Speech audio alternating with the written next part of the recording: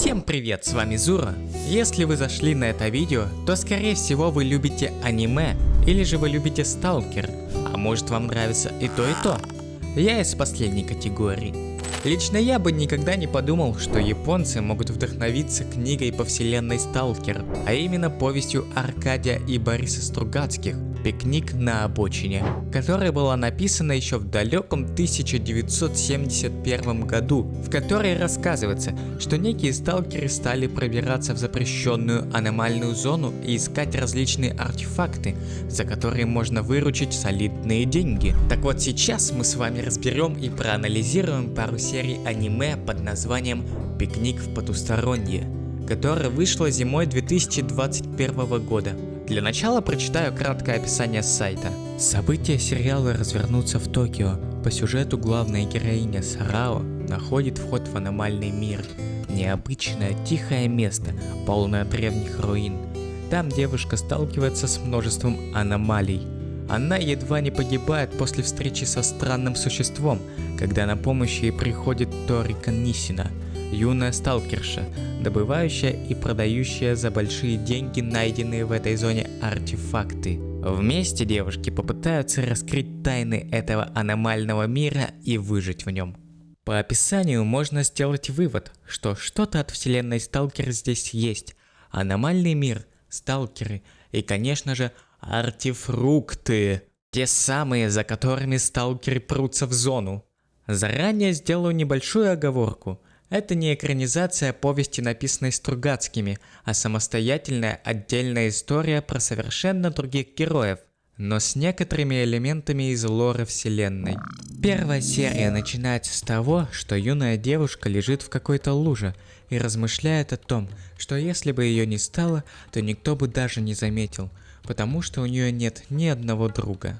На фоне появляется еще один человек, который ищет некую Сацуки. Девушка замечает нашу героиню в луже и спрашивает, нужна ли ей помощь. Буквально через секунду позади появляется жуткое существо, а тянка, похожая на Велму из Скуби-Ду, начинает резко тонуть. Но ее спасает блондинка. Велма, пока буду ее так называть, объясняет, что на то призрачное существо нельзя долго смотреть, но почему-то ей же захотелось посмотреть подольше. Здешний полтергейст начинает агриться, и в ту же секунду блондинка кидает в него камнем и солью, после чего он исчезает. Они знакомятся, и мы узнаем, что блондинку зовут Торика Нисина, а Велму зовут Сарао Камикоси. Торика Нисина решает подобрать свою каменную соль, но на ее месте находит таинственный куб. Наверное, это и есть артефакт из этой вселенной. Девушки решают укрыться в небольшом здании, и Нисина говорит Сарао, что она в этом мире уже 10-й раз.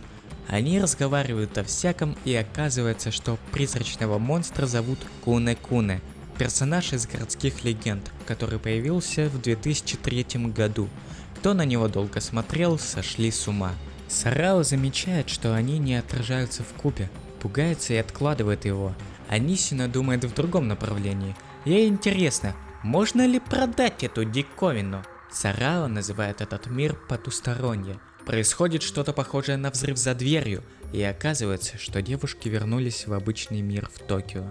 После Нисина говорит, что когда зона синеет, там становится очень опасно. Может, это что-то наподобие выброса из Сталкер? Через некоторое время Нисина предлагает Сарао сходить в потустороннее еще раз, но та ведет себя как Бака и говорит: «Тебе надо, ты иди». Нисина говорит Сарао, что нашла человека, который нуждается и скупает подобные кубу артефакты, и предлагает поохотиться на тех самых Куне-Куне.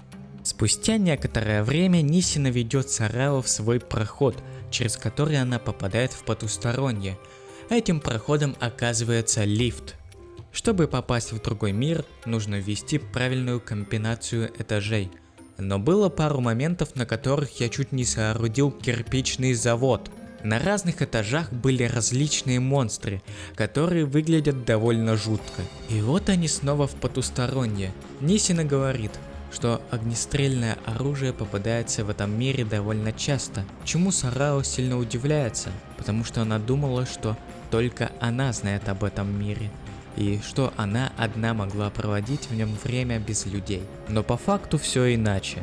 На пути они встретили мужчину, у которого из глаз росли синие ростки. Признаюсь, это довольно жуткое зрелище. Через секунду объявился тот, кого они так тщательно искали. Нисина бросает в Куне-Куне каменную соль, но ничего не происходит. Девушки начинают потихоньку терять рассудок и сходить с ума. Но Сарао понимает, как одолеть монстра.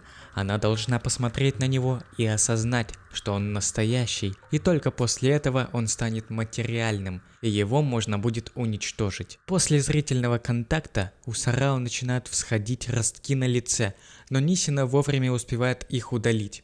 Пока Сарао смотрела на Куне-Куне, он был материальным, и Нисина его уничтожила из пистолета. Им получилось добыть еще один таинственный куб. После их передернуло, и они начали убегать обратно как лютые. Вторая серия начинается с того, что Нисина замечает, что у Сарао поменялся цвет одного глаза с карего на синий, а у нее самой рука стала прозрачной. Сарао предполагает, что это из-за Куне-Куне. Нисина предлагает сходить к специалисту по потусторонью. Место специалиста чем-то похоже на заброшенный участок с домом призраков. Без всякого стука они зашли в дом. Как же им не стыдно? Ух, негодяйки! И местным специалистом оказалась маленькая беловолосая Лоли. Ну, в принципе, все правильно, я считаю. Лолю зовут Кадзакура. Она изучает когнитивистику и паранормальное. Рокахолкия. Очень интересное название Кока-Колы, а точнее цензура бренда. Девчонки показывают Кадзакуре свои аномалии на теле, но она, мягко говоря, удивляется и говорит, что не знает, как это лечить. И она назвала того монстра 4-м типом, то есть монстр, который при близком контакте наносит физическое изменение в организме. Таким образом пропала в потусторонней Садзуки. Девушки получили свою зарплату и отправились искать Садзуки в потустороннее.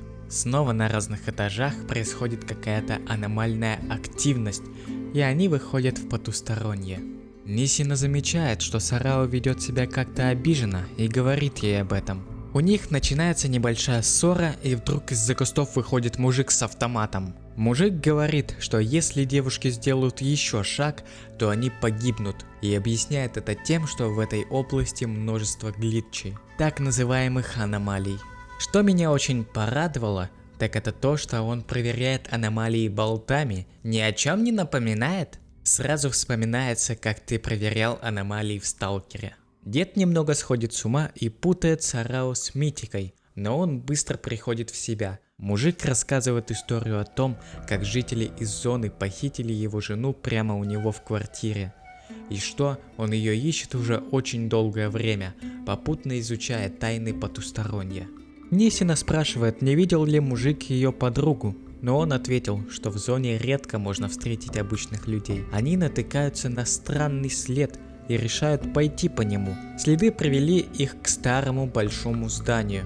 После решают зайти вовнутрь и проверить. Сарао сначала не хотела заходить вовнутрь, но потом поняла, что это следы какого-то чудовища, и побежала вовнутрь остановить друзей. Сначала жуткая женщина похитила мужика. После она увидела, что Нисина пошла к 2-метровой костлявой женщине, думая, что это ее подруга. Не теряя ни минуты, она побежала ее останавливать и схватила ее за руку. Но произошло нечто. Оказалось, что это была иллюзия, и она схватила не руку Нисины, а руку жуткой женщины. Интересный поворот на самом деле. При помощи своих аномальных глаз и руки они смогли одолеть женщину. Но на самом деле я не очень понял, каким образом. После девушек выбрасывают из потустороннего, и оказываются они далеко от дома.